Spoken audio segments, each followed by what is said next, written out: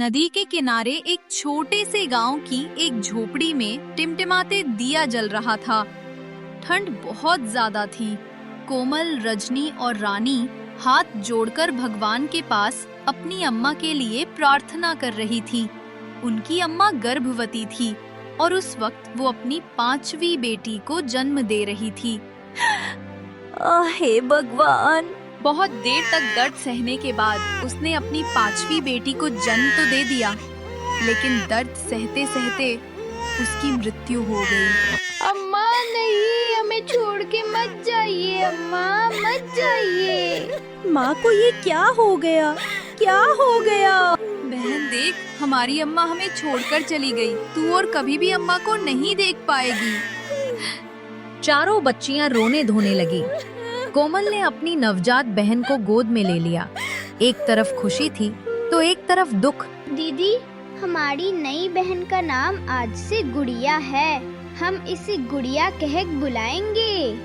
कोमल, रजनी, पिंकी और रानी अपनी माँ को खोने के शोक से अभी उभर भी नहीं पाए थे कि तभी उनका चाचा विकास वहाँ आ गया और उसने कोमल से गुड़िया को छीन लिया।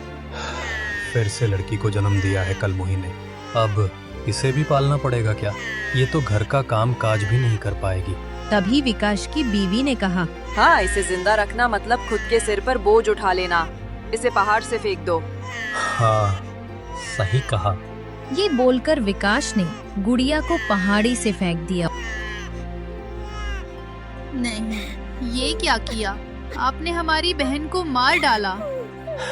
बिल्कुल सही किया।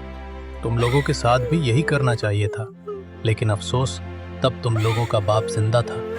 अब तुम लोग अनाथ हो। हम जैसा बोलेंगे वैसा ही करोगे, नहीं तो तुम लोगों को भी ऐसे ही पहाड़ से फेंक देंगे। चारों बच्चियां अपनी अम्मा और नवजात बहन के शोक में रोने लगी। विकास और उसकी बीवी दोनों मिलकर चारों को घर पर ले गए और कहा, हमारे लिए खाना बना, गर्मा गर्म। एक ही दिन में चारों बच्चियों की जिंदगी पूरी तरह से बदल गई। वो चारों अपनी माँ और बहन का शोक मनाते या फिर अपने चाचा चाची के लिए खाना बनाते। रसोई में जाकर रोते हुए चारों ने खाना बना दिया। खाना खाकर चाचा और चाची कंबल कर सो गए। तभी कोमल ने बाकी तीनों से कहा, सुनो, यहाँ पर रहना हमारे लिए खतरे से खाली नहीं है। हमें यहाँ से भागना पड़ेगा। हाँ दीदी, आपने सही कहा। चलिए भाग चलते हैं। मौका देखकर चारों घर से भाग निकले और दौड़ने लगे। रात बहुत हो गई थी, ऊपर से ठंड हद से ज्यादा बढ़ गई थी। वो लोग जी जान लगाकर बस दौड़े जा रहे थे। जल्दी चलो यहाँ से, जितना दूर हो सके चलो। लेकिन दीदी, हम तो जंगल की ओर जा रहे हैं। वहाँ आदमखोर शेर रहता है। हमारे चाचा चाची से अच्छा तो आदमखोर शेर है। चलो जल्दी।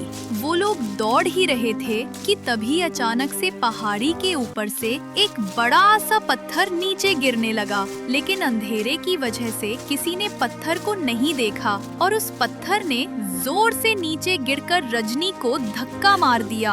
आ दीदी, पूजा। पत्थर के साथ साथ पहाड़ी से नीचे गिर गई। नहीं, चारों बहनों में से एक और बहन की आज मृत्यु हो गई। लेकिन तभी आसपास से पत्थर गिरने की आवाज आने लगी। हम यहाँ ज्यादा देर नहीं रह सकते। चलो, जंगल में शेरा वाली माँ की कृपा होगी तो हम जिंदा रहेंगे। वो तीनों भागते हुए जंगल में पहुंच गए। जंगल में पहुंचकर वो लोग एक पेड़ के नीचे बैठ गए और रानी रोने लगी। आज हमने कितना कुछ खो दिया हमारी जिंदगी से। सब कुछ खत्म हो गया क्या? रो मत बहन, शेरा वाली माँ ने चाहा तो सब कुछ ठीक हो जाएगा। कैसे ठीक होगा दीदी? और माँ, दोनों बहनें वापस आ जाएंगे क्या? शेरा वाली माँ कुछ भी कर सकती है बहन। वो चाहे तो इंसान को मृत्यु से भी वापस ला सकती है। बस शेरा वाली माँ पर भरोसा रख बहन। वो लोग बातचीत करते करते वहीं पर सो गए।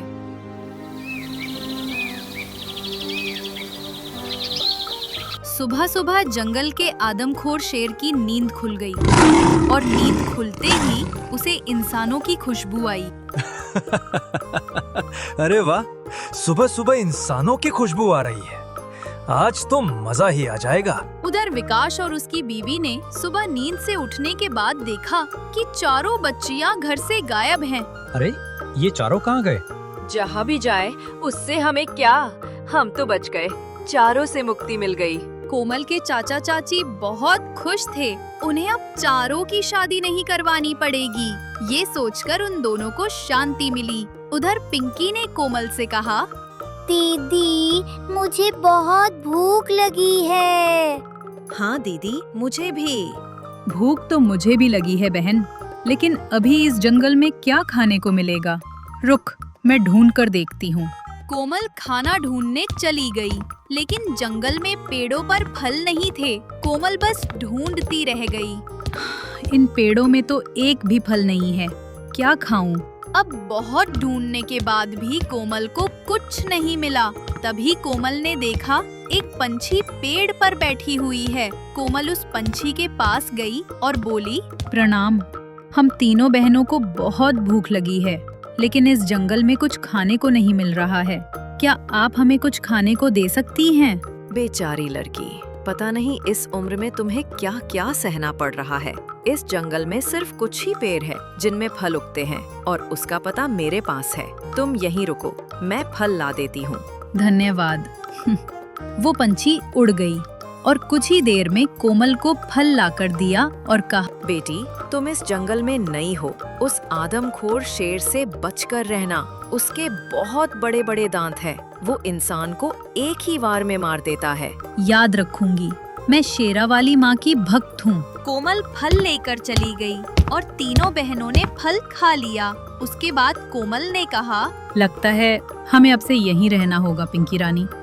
तुम दोनों लकड़ियाँ काट कर लाओ, हम झोपड़ी बनाएंगे और मैं मिट्टी से शेरा वाली माँ की मूर्ति बनाती हूँ। पिंकी और रानी लकड़ियाँ काटने चली गई और कोमल ने मिट्टी से शेरा वाली माँ की एक छोटी सी मूर्ति बना ली। उसके बाद उन तीनों ने लकड़ियों से एक छोटी सी झोपड़ी बना ली। फिर शेरा वाली माँ की पूजा करने लगी। शेरा वाली माँ, हमारी रक्षा करना। हमने बहुत कुछ खोया है। किसी अपने को खोकर कैसा लगता है वो हमें पता है। बस इस दुनिया में किसी को ऐसा दुख न पहुँचे, मैं यही चाहती हूँ। तभी कोमल ने देखा रानी के हाथ से खून निकल रहा है। ये क्या बहन, तेरे हाथ से खून क्यों निकल रहा है? वो लकड़ी काटते हुए हाथ में चोट लग गई है दीदी। सत्यानाश, अब खून की बू से वो आदमखोर शेर हमें ढूंढ लेगा। अब क्या करें जीजी? शेरा वाली माँ की पूजा करते रहो। शेरा वाली माँ ही उस आदमखोर से हमें बचा सकती है।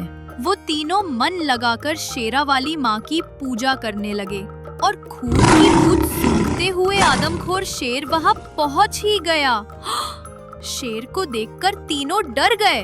दीदी, शेर आ गया, आदमखोर आ गया, अब क्या करें? दीदी चलो भागते हैं।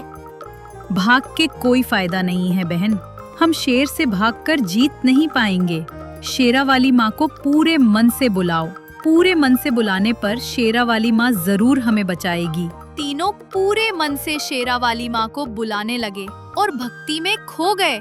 लेकिन शेर हंसने लगा। बेवकूफ लड़कियों, शेरा वाली माँ को बुला रही है। बुलाओ बुलाओ, मैं तुम तीनों को खाने वाला हूँ। ये बोलते हुए वो शेर तीनों पर आक्रमण करने गया। तभी कहीं से और एक शेर वहां आया और आदमखोर शेर को धक्का मार दिया। आदमखोर शेर दूर जाकर गिर गया। अरे तुम कौन हो? तुम्हें तो यहाँ कभी नहीं देखा। देखोगे कैसे? मैं हिमालय में रहता हूँ। मैं माँ शेरावाली का वाहन हूँ। और तभी वहाँ एक चमत्कार हुआ।